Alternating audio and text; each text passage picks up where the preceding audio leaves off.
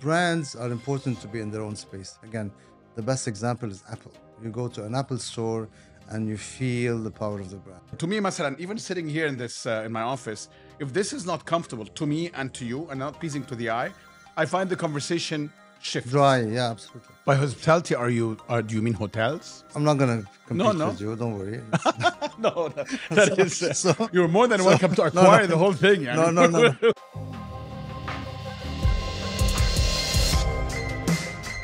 Hi everyone, I'm Hashem and this is the Lighthouse Conversations, a podcast featuring entrepreneurs from the world of arts, culture, tech, and food. If you're joining us for the first time today, you can follow the show on any of your podcast players like Apple, Spotify, or Anghami, or go to YouTube for the video version. Make sure to hit the follow button to get alerted when we have a new episode. You can also listen to our extensive catalog of previous episodes in your podcast app or on our website at thelighthouse.ae/podcast. I'm joined today by Elie Khouri, CEO of Vivium Holding and chairman of Omnicom Media Group MENA. Elie's interests overlapped with many of the topics we've covered in the show over the years. He's curious about technology, design, obviously art, he's a big art collector, and to use his own words, all things beautiful. Elie, who grew up in Beirut, made Dubai his home over 30 years ago, and kicking off an illustrious career in media and eventually leading Omnicom Media Group as a CEO. In 2017, he launched Vivium Holding as a family office, specializing in alternative investing. There's a lot to unpack here, from Elie's early years in Beirut, his shift to media, his more recent shift to doing his own thing, his love affair with art and design, and last but not least, becoming a shark on the first season of Shark Tank Dubai. Welcome, Elie. It's Thank you. Really an honor to have you here. This has been in the making for some time. I have had such an interest in bringing you onto the podcast because you've had one of these very unusual trajectories in terms of your career. So I'm going to jump right in. One of the things that we talked about before in the podcast has been typically entrepreneurs that start a business or, build up a business. You've done something very unusual is you were started and climbed up the corporate ladder, so to speak. And I think you'll tell us more about how that happened. And then pivoted and started your own business as a second career, so to speak. And that's not something you see much in the Middle East. You see people who are very successful, corporate careers, people who are entrepreneurs that build a business and become very successful. You have married the two. Tell us a little bit about that. I grew up in a tough environment. I grew up in the civil war in Lebanon. And what wars mean. It's a lot of hardship, a lot of, issues in terms of surviving. Did you grow up in Beirut or somewhere else? I grew up in Beirut. Okay. So I had to, during my childhood, and again, I come from a very modest family. So I had to kind of find ways to make money, to survive, to do my thing as an adult. So I started early on my entrepreneurship journey, if you like. Give us some examples. Selling, doing all sorts of silly things. Like what? No, I think we'll be curious. Selling firecrackers is one of the things I really enjoyed doing. Selling canned food and the neighbors during when food wasn't very accessible, finding ways of sourcing the food. And how did you source? I used to go to the wholesalers and then find them in certain areas and then go and sell them. Knock on doors and sell them one at a time. So you understood the wholesale retail concept even then. During wars, you buy at this price and you sell to. That says something about you. I even used to do sometimes shoe shine for family members just to get some side money on the side. So it's been part of me. I wanted to leave Lebanon after the war, so I went to Cyprus, and this is where it all started for me. And I started with Omnicom. As you said, I've been in the same company, or I'm still in the same company for 30 years now, 30 plus years. And how do you do that? Because again, you don't think of a company as somebody else's company. You think of it as it's your own company. And once you do so, you kind of your mindset shifts to, this is mine. I have to make it happen. I have to succeed. Can I go back for a second here, just that we have the full story? So you obviously you went to university in Beirut. I went to university in Beirut. You graduated, and was Omnicom, or the original version of Omnicom, so to speak, your first job out of university? I did my BA, and then I did my MBA. In between, I did finance. So I did a couple of years of finance. Okay. And I realized this wasn't for me, And then I wanted to try something else. I was walking in the streets of Beirut. I bumped into a friend of mine, and he said, I told him, "What are you doing?" He was with me at uni.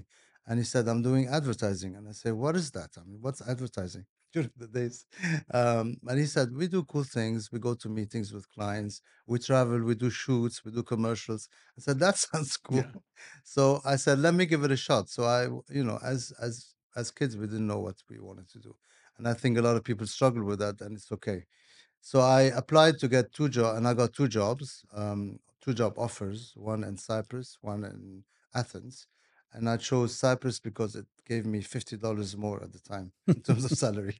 So that's how it started. And this was at Omnicom. What was the BBDO. first PBDO at the time? Yeah. So advertising, because media at the time wasn't Exactly. anything. So advertising was very, Mad Men, Old school, yeah. I was Mad gonna say. Men, cool, very, very Hollywoodish, and very fancy. So I started there as a account executive trainee, and I was very annoyed with the trainee. And I told him, "Hey, I have an MBA. Why do you call me trainee?" But then that was the whole thing. You had to start really from the bottom. Many people that are creative, and obviously you have a creative bent, we'll get into that a bit later, find corporate stifling. They don't thrive there. They can work there for a while, but they don't thrive there. And I've had my own experience with that, because it tends to be political. It takes a particular personality. How did you navigate at Omnicom all these years to rise pretty much all the way to the top? First of all, they allowed me to be myself. They allowed me to be an entrepreneur within a corporate environment. Launch my own units, hire the people I wanted to hire, do my own thing.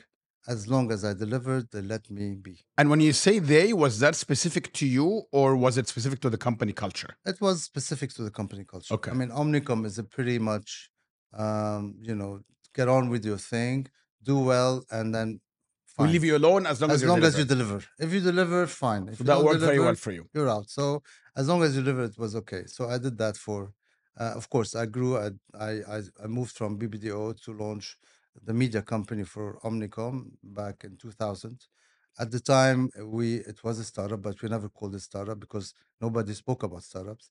But it was 8 people that got together to do something great. Where was that? That was in Dubai in 2000. So this is how we launched Omnicom Media Group. And how did you survive what you said? You started off at the Mad Men era, let's call it that for a second.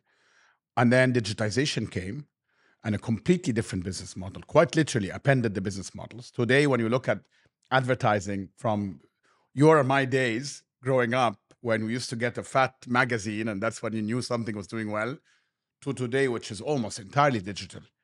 Many companies didn't make this. It was tough. It was tough getting to understand how the shift is happening. That's and exactly how fast right. it's happening. Don't forget, I was in advertising. And advertising, our role at the time was service clients and shoot commercials. And again, shoot commercials because it was all about TV. So the 30-second commercial, how you go on and shoot, how you do the casting. So our job is really deliver TV content. Yes. But then you realize through the time that clients' attention was shifting from creating content to monetization, to performance. Yes. That was early 2000. Yes, correct. And when the whole shift was important for clients to say, how can I quantify what I'm doing? The whole, old say, I spend 50% of my money. I don't know. Which is how you had double click, which essentially became Google, which really was the engine. So that was the beginning of quantification, performance, numbers, KPIs, etc. And this is when I realized advertising isn't going to be the place for me. And I wanted to do something else. So I go to Omnicom and say, let me launch the media company. But hey, you know nothing about media, but it's fine. So what? So that's how we started. So I got around me great people who knew what they're talking about when it comes to media, and we launched the company. What do you think made you see this trend? Was it you were curious? You were following trends? Because a lot of people, when you're in it, and many companies, as you well know, stuck to their old business, especially when the old business is a cash cow. I mean, lots of these businesses are great businesses, right? classified businesses, fantastic business for newspapers. So many of them held on to it. Was it that you were following technologies, or you're hanging around with a lot different people in it, or just your curiosity? Everybody has opportunities. We all have opportunities, but I think very few people see the opportunities And very well act on it. and act on them. So I think I took a risk. I mean, everybody was saying you're crazy. I mean, you're in a very stable job. I was a partner at the time and a very stable, industry. Why would you want to leave it to try something completely new? But then again, I saw something, and it worked. And that media company of 8 people is how many people today? Now it's about 1,000 people. And that's the heart of a company, yeah, essentially. that's absolutely. And again, we grew from maybe $20 million of work to over $1 billion today. Of course, the market grew with us, and we did things right. But then that gives you a sense of satisfaction that something good happened. But even that wasn't enough. So at some point you decided. I've always said you have to leave at the peak of your career. You cannot. I've stayed in the company for 30 years. I've done well. And all the time I was, again, because of my nature, I was doing things on the side. I was like investing left, right, and center, and we'll come to that in a bit. But then you reach a point where you say there's a great bunch of people that have grown with you. They deserve to lead the company, and I've got to do something else. And the industry, and again, you're part of Omnicom, you're part of a holding company. Um, at a point in time, it becomes corporate. No matter what you do with Wall Street, with numbers, it becomes very, delivering monthly, then becomes a bit, unlike what I wanted to do. So I told them I've got to step down, and it took, 4 or 5 years of transition. And there's a great team in place today. The company is doing well. So of course, we speak about the pivots. What am I doing today? Can I interrupt you 1 second before you go into what you're doing today? As I think these pivots are very important, because now that I understand it a bit better, there were several pivots even within the company that you've done. Obviously, I mean, starting a media company in the early 2000s, when you have a very stable job and you're a partner. So there's something I talk about quite a lot on the show, and I want to get your view on this. Is it that you don't have a fear of failure, or is it that the fear of failure for you is not significant enough to you not to make those turns? Because for you to all of a sudden say, this has been great, I'm going to move on to my second career, you can call it whatever you want, that's what it is, you could fall. And you've built a name, you've built a brand for yourself and for the company. Does that occur to you when you make these pivots, or when you're zero fear? Successful. I don't want to Yes. when you've done it and you've succeeded in doing it a couple of times, few times, there's no fear, because you always say, I'm going to do it. I've done it before. I'm going to do it. Do you simulate what could happen if you don't succeed, or it doesn't even occur? Don't even think about it. You don't think about it. Because that's the whole thing about, you don't think of fear. There's no fear. There's just something you believe in, and you go for it. And you go for it all the way. And again, I've done several pivots. The first pivot is leaving a country. The second pivot is leaving an industry. I was in finance. Okay, so I left finance to something completely, what is that? Advertising. Then leaving the country, then leaving advertising to media, and then leaving something super stable when I was the CEO and shareholder. I was shareholder in the company, to say, it's enough. I've done enough of that. I've accumulated, enough resources, experience to get on with something else completely new. And that's hopefully the last pivot. Well, let's talk There's about no more pivots, because I think this has been very interesting to me, and I've been following this from the outside. So you started this new company. So tell us about the company. Tell us about this pivot. It's not a company per se. I would say it's a family office, which is a hybrid between a family office and a holding structure.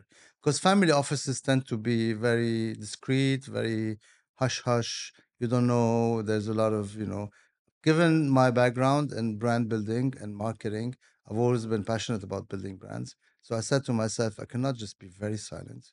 I need to create a brand. And again, it's a way of doing things differently. Yes, it's a way of attracting people to come to a great place to work, to come to be part of something, a mission, something that we're here to do something, not just creating wealth. but having fun also. And there's an element here too, by doing it so publicly. I mean, typically when you go and try to Google a family holding, family office, you find nothing. You find maybe one page and there's nothing in there. It's all there. It's out there. The silos are there. Now, one of the interesting things I thought about is by being so public about it, people can also track the names, the brands, the success. So again, it's a testament to you that you're not hiding. And if you're a family office and some things go awry and it's not publicized, no one's going to find out, frankly. You might be upset, but that's it. But still, Naharda went out and you've built these silos or building them. It's out there.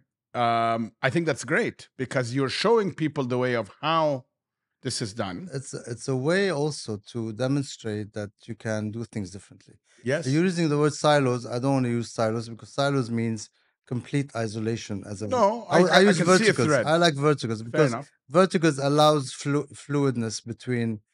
between those things. To go back to why we're doing differently. A family office typically is about passive investment. So you have an amount of money, you have certain wealth that you've created, and how you manage that wealth in a passive way through public equity, through private equity, through investing, through having analysts and what have you. I decided to go into much more active investing, which is creating companies from scratch, creating business from scratch. And I think that's what I enjoy doing, the act of creating and So creating multiple value. businesses at the same Multiple time. businesses. And I Which are decided- what? and What I are the decided verticals? those to be three, actually. Okay. Typically, people create one and they spend time. Of course, Because you my decided. nature said, let's do some of them. So the first one is a design business. Okay. And again, I started with Casina. So bringing, again, loving brands. Casina is an amazing brand. So it was Casina to Dubai. It was here, but we gave it a home. So we gave it identity, we gave it shape, And a beautiful retail location, great- which you great- didn't have before. and a great architecture as well. So marrying the inside and the outside. So Castina is the beginning. Then there's Ketal that's following with a mono brand, Giorgetti and Rimadesio, and more to come. So I'm creating a design business, hopefully, and of course, in the future there will be one of one or collectible design that's going to be part of that, and hopefully creating a culture of design in Dubai. Can I pause at this first vertical for a second?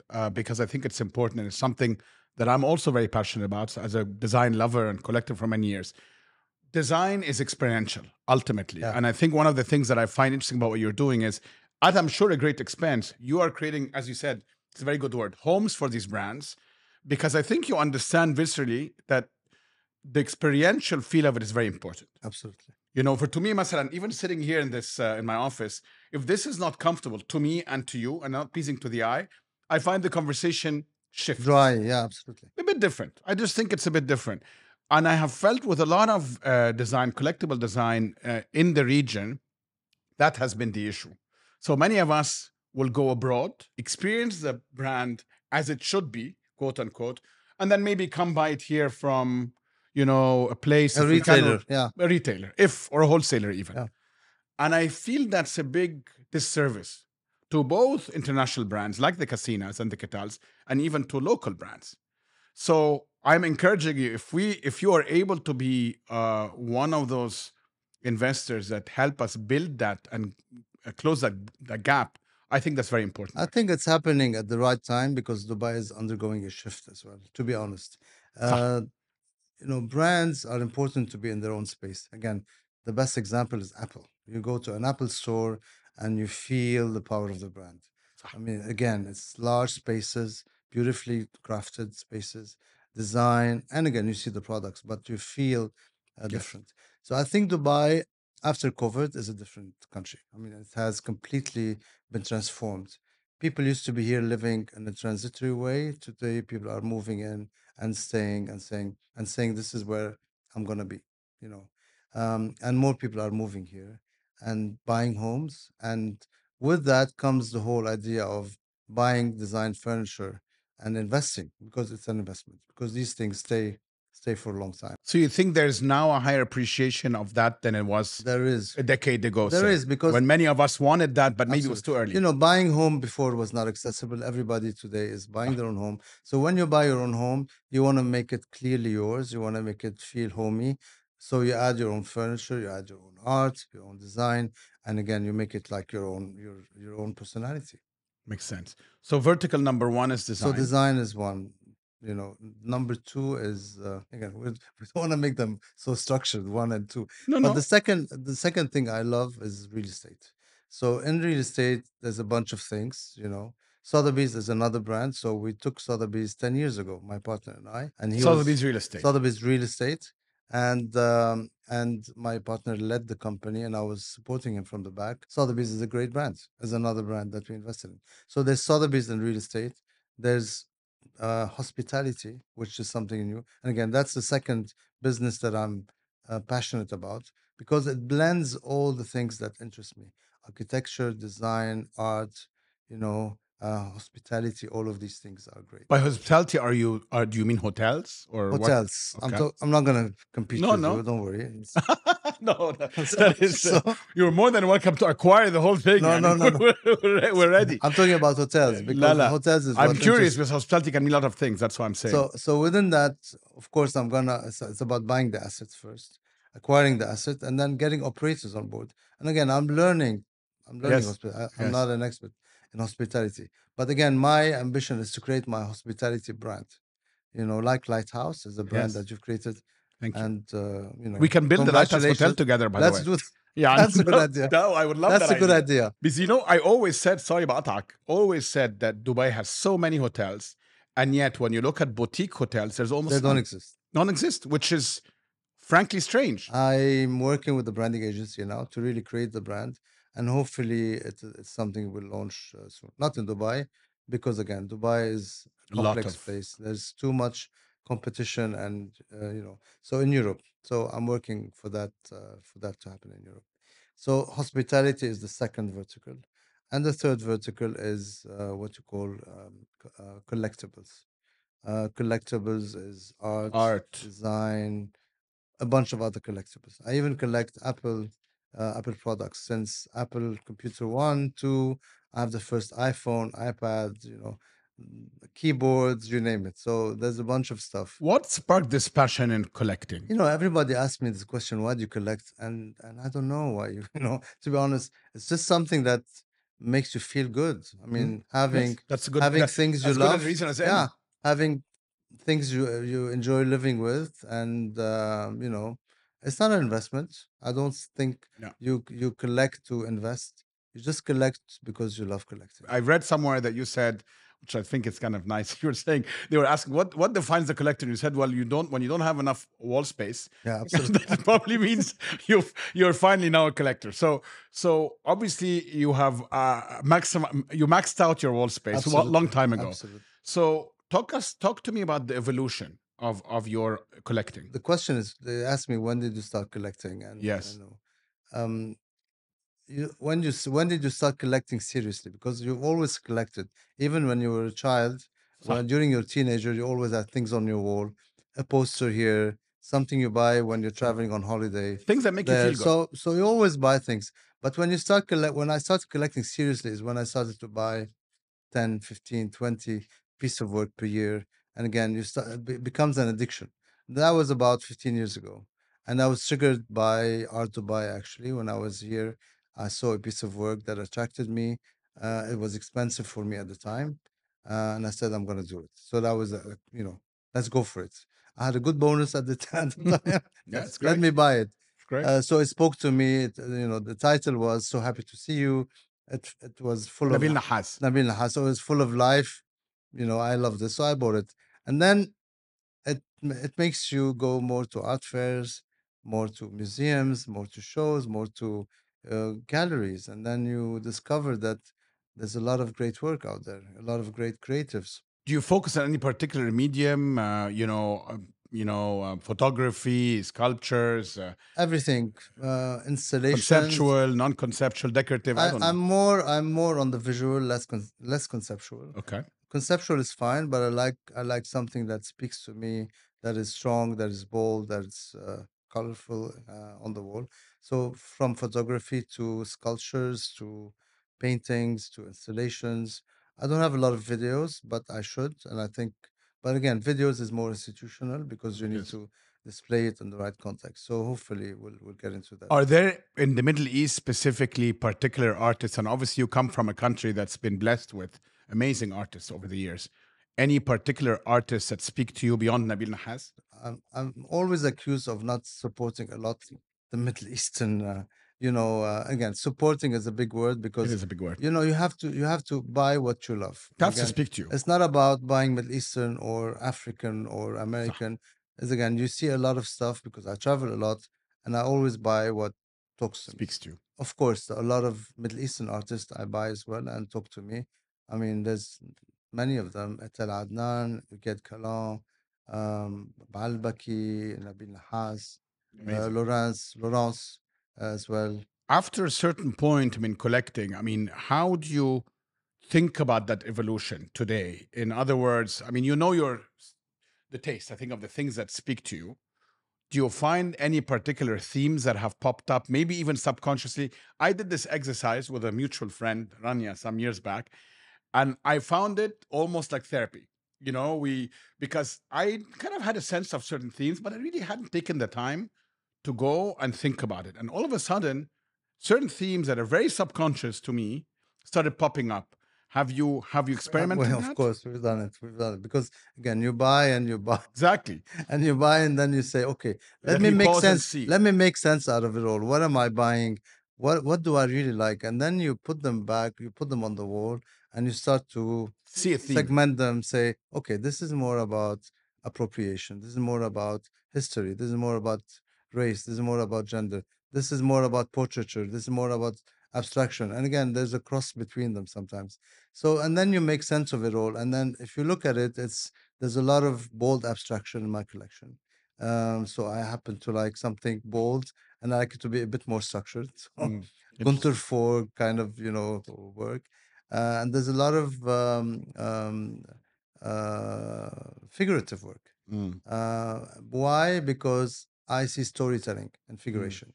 Again, when I see a few characters in a painting or one or two, I create my own stories. And again, that's why it becomes fun, because I see my story, and again, everyone has a story, and there's a way of talking about it when you're around people about how you share your stories with them. Maybe your background in media and advertising is giving you this, that I think the Of course. storytelling element Absolutely. of it. Advertising is about everything's about storytelling, actually.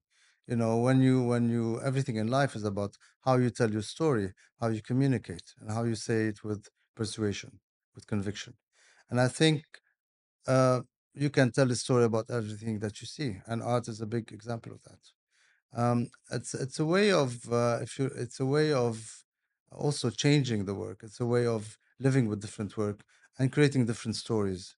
Because again, putting two works next to each other says something else about the works, rather than if you put them differently as well on the walls. And how do you think all of this, in terms of storytelling, jives and interacts with the new Dubai, as you said? So Dubai, I agree with you, has sort of essentially post-COVID hit escape velocity, as they say. It's a very different city than it was the one we experienced 10 years ago or 15 years ago. 30 years ago for me. 30 years. I've been here 20 plus Yeah. years. Amazing. I have a feeling that some of the business you're setting up seem to drive and correspond very well to this new chapter that you're seeing in Dubai and in the UAE. Has that been a conscious? Yeah, absolutely. Dubai is today the mirror of the Middle East. It's like the place where things are happening, and the center of the Middle East. Actually, a bit more than the Middle East. So Dubai merits its own space, its own, if you like, identity. What you do in Dubai is seen globally. Yes. Today, Dubai is compared to Miami, compared to the big cities in the world, and actually, it merits that. And so, yes, there is a need for brands to be here and be shown in a big way. Do you have an interest also in building brands from scratch? So, or is I it? do, actually, I do. Again, the hospitality is one example. Okay. Yeah.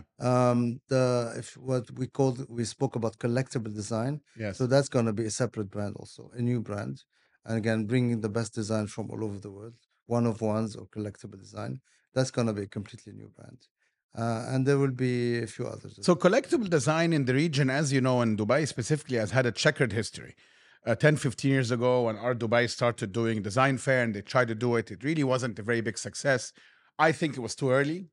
So I guess, is You're that right. part of the question that you feel today the time is right? I remember at the time, and then to be very frank, and I've had people here on the show that have, curated the design fair here as well, Cyril and others. We spoke about the timing. And I felt it shifted from being what wanted to be a collectible design to, frankly, more of a trade show. There's nothing wrong with that. I think it's been very successful. I think they do both. And now they do both. They do both. Now they do both. But do you feel the timing now is right for collectible design? The timing is better now. Again, why? Because there are the people that are willing to collect design. Again, it's all about collectors. When they started 10 years ago, I think there were not enough collectors in Dubai. The same for art. For every fair to be successful, you need the people to go there and say, I'm going to buy this thing. And again, that culture of buying and collecting is new, and it takes time for it to progress. So would it warrant to have two different shows, one that's more of a trade fair and one is more of a collectible design fair? Absolutely. The trade show is a trade show. Exactly. It's about furniture Beautiful and furniture, accessories exactly. And collectible design is collectible design. It's a bit like art. I would advocate that it should happen at the same time as Art Dubai, but be two separate, because there's the same type of collectors who buy both. That's very interesting. Instead of doing it with a trade fair, it would be with Art Dubai as a design fair and art fair, like you see with and many that's how of the Basel happens. global. That's how Of course, in London or Paris, you have PADS, which is also just a design fair. But the culture of collecting in Europe is much way more advanced than we are here. So here we need to marry it with the art fair and put them together to create more synergy between them. We've had some other friends of ours that have been on the show that are Lebanese. Some of them were living in Beirut when the explosion happened, and many of them moved to Dubai then, or had been living in Dubai but experienced different ways. Talk to us a little bit about your experience, because obviously as a Lebanese who's been in Dubai for 30 years, did that change something in you? Because I have had with many of them that feeling that it really did. I was here for a long time, so actually, I'm not going to lie to you. Yeah, I'm distant from, unfortunately. No, there's Lebanon. nothing unfortunate. I'm just curious. And I was not in Egypt when the revolution happened either, but definitely, you feel something. Maybe not the same thing that they feel living there. I lived a war for 10 years, 12 years as a child. It was horrible as well. No electricity, no food, living in shelter, being bombed all the time. So it's a bit, also not pleasant. Again, I'm not comparing. I'm not saying this is better. But again, I'm distant from, unfortunately, what's happening in Lebanon. I consider what's happening to be unfortunate. I don't relate as much as I do to the country.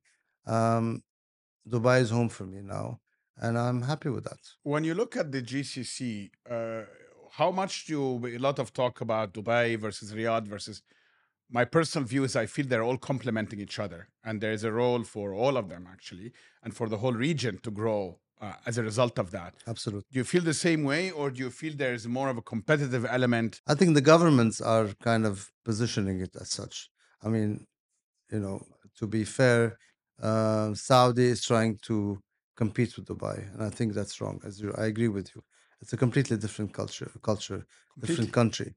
If you go to Dubai, or UAE, it's a very versatile demographic. You have 90% expats or 85% expats.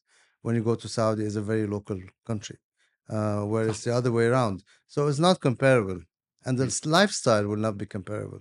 So let's stop comparing, for God's sake. I agree with that. Riyadh is Riyadh, Dubai is Dubai, Abu Dhabi is Abu Dhabi. And we need all of them. And Qatar is Qatar. So great. I mean, what's great is from a cultural point of view, that they're all investing in culture. They're all trying to do something. And it's amazing. I think what's happening. I think that's right. What's happening in Saudi in terms of investment that they're doing in culture and museum is amazing. Here also, Abu Dhabi, and the cultural district is something that will shape up to be a great place as well. Sharjah Biennale is one of the best biennales. Yeah. Art Dubai and the whole ecosystem of the gallery. So we have a complementary, something happening as well. When it comes to entrepreneurship, You are on Shark Tank. Oh yes. How was the experience versus your expectation going in? Did it match Better up? actually, Better. better. Okay. I thought it would be much more difficult. Actually, it Okay. was fun. It was Okay. really fun. It was exhausting Akid. because we used to shoot between 4 and sometimes 11 p.m. Oof. Daily, so people don't see it on TV because Yeah, they yeah, yeah. They feel like just but it was hard. You know, it was harder to do it in Arabic because again, in business we speak always in English. So getting used to pictures in Arabic and trying to find the business words that go along these things was a bit harder, but I think we And how was it the was fun. talent that was being showcased? Look at the season one was okay. I think it takes time to build Build up. the understanding of the program because the culture of Shark Tank in the US they've been doing it for I think 11 years or Yes. 12 years. So I think I'm pretty sure that season one and two in the US were not as good as Sure. season 10 or 11. I think we've done pretty well for season one. I think season two will be much more interesting because now there's demand. There's a lot of demand for people to go on the show and pitch. And the region needs more of that. What advice would you give young entrepreneurs? We talked about this a little bit offline. Yeah. There's definitely the talent here, and I feel in my own journey, I've had my ups and downs, but I still think that I launch this as you are doing it now as a second career. I still think it's very, very hard, incredibly hard, in fact, to start off as an entrepreneur because I think that it still requires many things, not just financial resources, many things, and the region has improved drastically, but we're not yet there. We're not there. Absolutely. What do you feel? What advice would you give today to young entrepreneurs that want to start up? I think what the first thing they have to do is assess themselves. Am I an entrepreneur? It's a very good point. Because it's not, Beyond not the sexiness not of it. everybody is an entrepreneur. A lot of people should be in the corporate world. Very few should be entrepreneurs because again, the mix is not the same. And the failure rate is staggering statistically. 95%. 9 out of 10, essentially. Never, Yeah. you have different results. Failure, depending on what failure is to you. Getting out of business, going out of business, or barely surviving. So, am I an entrepreneur? What does it mean? Can I work hard, really hard? Can I sustain myself without income for 4 or 5 years? Because again, Sometimes more. or 6 years or 10 years. Can I get people around me that are amazing as I am? Can I get funding? Can I convince people to finance me? Because I'm gonna need their money for years and years before I start to break even or make money. So there's a lot of complexity. So that's what I start. But then again, I would say to entrepreneurs, don't be alone. Don't start something on your own because it's tough. It's tough. Get like-minded people like you, two co-founders or three co-founders. The rates of success are higher always. And again, be consistent. Do it as your only job because a lot of entrepreneurs they want to do two or three things or do a job on the side. I think you have to be all in. You have to be All in 24/7, and then hopefully you'll make it. 100%. I mean, you Hopefully. were asking me earlier if I do anything beyond the lighthouse, and I was telling you I think you cannot run these businesses if you're not all in. It just doesn't work. And from the outside, it doesn't feel like sometimes a lot of work, but it's also not just the physical work; it's the amount because, of brain power and energy you it have to be takes. focused. You have to be Yes. focused. Yes. We got a lot of entrepreneurs on Shark Tank that were doing two jobs, and we said, "No way, Cut the we job. we can't support you unless you leave your job, your current, employment, to get on the entrepreneurship bandwagon properly." And we've seen, obviously, Dubai has made some amazing strides supporting entrepreneurs. If there's one thing that you would like to see that you still think we don't have here in terms of supporting them, I'm not talking about capital, because I think, as you said, capital is about matching yourself up with the right people that will support your long-term journey. I don't think that's the government's job, in my view. Now, they can do it if they want to, but that's not. Is there one thing that stands out to you that you feel would make a big difference in entrepreneurial journeys here if you had it? To be honest with you, the government has done what the government can do. Provide sometimes support, financial support, provide the ecosystem with the accelerators, with the facilitation in terms of visas and what have you. I don't think it's for governments to do more. I think it's for the Individuals. investment communities and the individuals to really succeed and to break through. And again, the more you have great, I think it's all about ideas. and what you're trying to do and how you're changing the world around you. And I think when you have a great idea and you have a great team, you're gonna get funding because people are gonna come to you and say, "You're amazing. We love what you do, and here's the money to invest." So I think, and again, people and money will come from international investors as well and VCs from abroad, and more of that is happening. Now, the one obstacle that we see, I see at least as somebody who also invests in startups, is exits. So globally, I mean, one of the reasons the US is such a terrific market for startups is, okay, it shuts sometimes down, but by and large, there are viable and many ways of exiting. We're exiting via going public, exiting via M&A acquisitions, exiting many, many, many ways. Absolutely. Here, we have not seen many exits. Let's be honest. When you talk about the last 10 years, I've seen a jump in entrepreneurship and startups, technology and beyond, but still, exits are far and beyond. So as an investor, how do you feel about that? Because ultimately, you have one dirham, and that dirham has to go far, and you have to sweat it. So you cannot, if you're gonna have to lock it up for 20 years with no prospect. Hopefully not 20. No, Hopefully 10. I'm exaggerating. Hopefully 10. I think those investing in startups or VC, the VC model of, have to know that this should be 5 to 10% of their investments. So if you have a portfolio investments, you should allocate a very small amount of money towards that investment. Why? Because it's long term and there's no liquidity opportunities. So once you invest in a startup or VC funds, you have to be patient and wait years and years and expect that this money will not come back to you, or some of it will start coming back to you in year 5 onwards, because this is when it pays back. So that's VCs. VCs. If you invest individually in startups, and I don't invest that people do so, because you need diversification. Because in a portfolio of 20 companies in a fund, one of them makes it in a big way, 3 or 4 would barely succeed, and the other ones would fail. So naturally, and again, it's very tough to bet on the one that's going to make it. So it's better always to be diversified. So the issue is liquidity, because again, the culture of supporting startups here again is very new in the Arab world. So that's going to take a while, but that's growing. That's moving in the right And the direction. liquidity, you think, will come from what? More companies acquiring those startups, or Absolutely. I think IPOs? IPOing is a long shot here. Yeah, I agree. For now, We don't have the scale, because to IPO you need scale, and here we're still fragmented. There's Dubai, there's Saudi, there's Egypt, there's Lebanon, small countries. For you to have scale, of course, you need to be available in many markets. So you have to be pan-Arab, if not global or regional, for you to have scale to be able to IPO. So that's the difficulty. what about one idea that I find very interesting? The Saudis and Abu Dhabi are doing this too, is having an SME public market. In other words, smaller companies can go in public, and then you circumvent this issue of scale. It's early days. 30 days. I think it's interesting because I agree with you.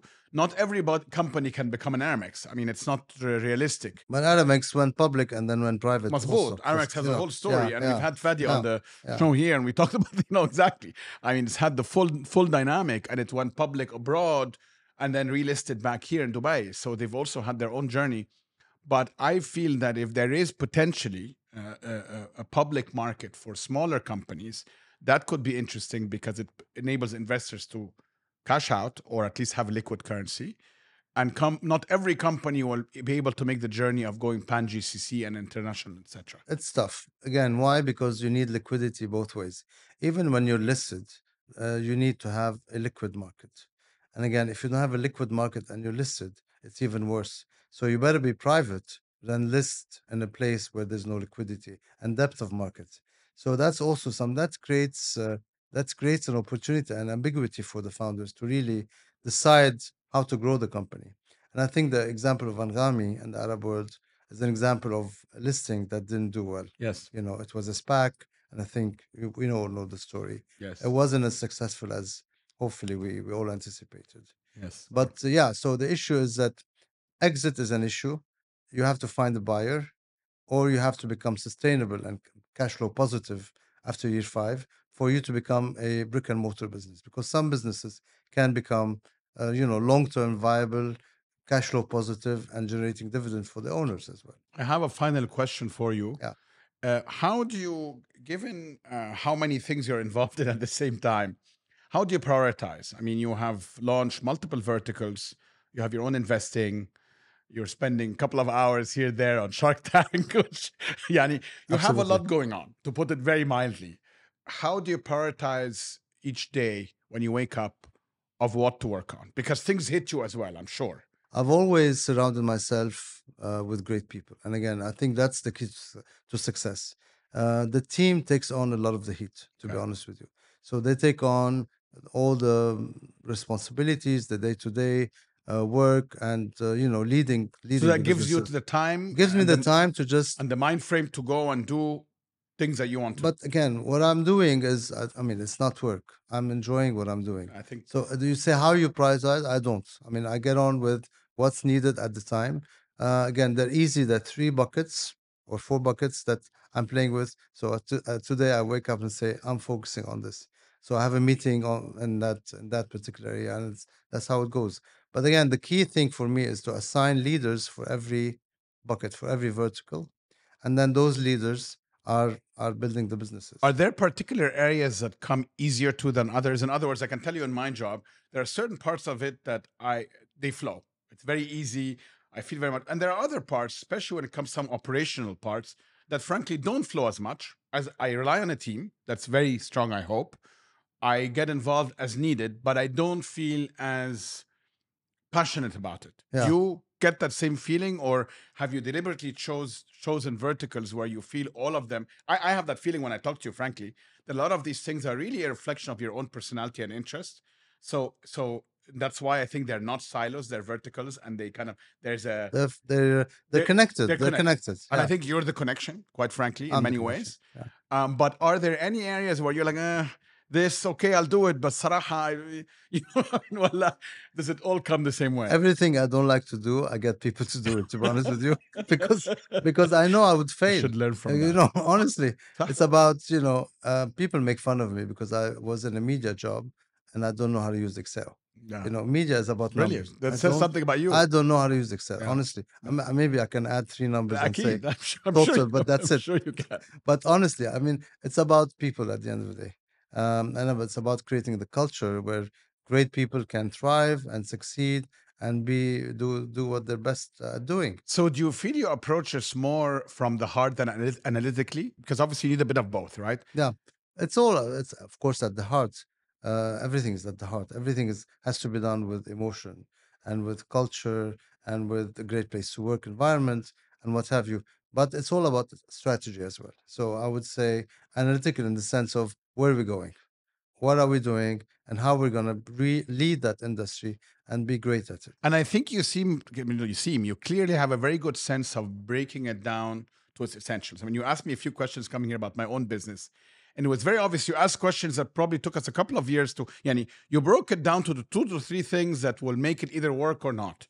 And I think Yeah. that's probably is a skill that's most needed when you're analyzing new businesses. Look, I was blessed to work in an industry where you're exposed to so many industries. I mean, in my 30 years of advertising and point. media, I've worked in automotive, hospitality, perfumes, luxury, banking, telco, you name it. So when you work with so many industries and solve so many problems when it comes to marketing, you've seen it all, kind of. And they're all the complexity of marketing is always is pivoting around the same That's a issues. good point. Distill How it do you to its come up with an essentials. idea? How do you make yourself different versus your competitors? How do you break through in a cluttered environment? Who are your consumers? How are you talking to them? It's the same thing for businesses. So in whichever industry you're in, it's always about solving the same issues. How to connect what you're doing with your consumers, with the people that are buying your product, and how do you create magic? How do you make the connection and create magic? And magic is what we're here to do. You're creating magic in your environment. I hope so. When people come to you, they feel something. So because of your hard work, because of what you've done.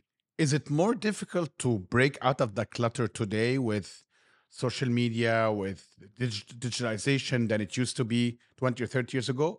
Or you think it's just the medium transformed, but it's the same challenge? It's easier, of course, because it's mass communication, but more personalization. Yes. Before it was difficult to personalize. Today with social media, with data. We're all giving our data to those Everybody. social platforms. Yes. So they're being able to sense things a bit more bespoke. Again, it can be a bit spooky to you sometimes, as you know, when you click on something, you start to see 100%. stuff happening to you. But that's the world we're living in today. So yeah, it's easier and it's cheaper because a lot of time, long time ago, there was a lot of wastage in what you used to do. But our attention spans are more divided. They're more divided, but again, with the phone, we're constantly on. You know, unfortunately, it's constantly on, and we're constantly being bombarded with things, and it is what it is. I think we're changing. I think consumers are changing. We're adapting, but I think we can all do with a bit of less, you know, usage of phone and social media, of course. Elie, that's been great. Thank you Great, so thank much. you. Really enjoyed it. Thank you very much. Thank you for coming on. If you've enjoyed this episode, you'll enjoy my conversation with Cyril Zamit, the former director of Design Days Dubai, and also my conversation with two generations of Naashes, founders of Naash Gallery, where we talk about the role of design fairs in establishing a collectible design market. Thank you for joining me on the Lighthouse Conversations. I'm Hashem Montasser. We're produced by Chirag Desai. You can connect with us on Instagram at @thelighthouse_podcast for behind-the-scenes videos and more. We'll see you again very soon.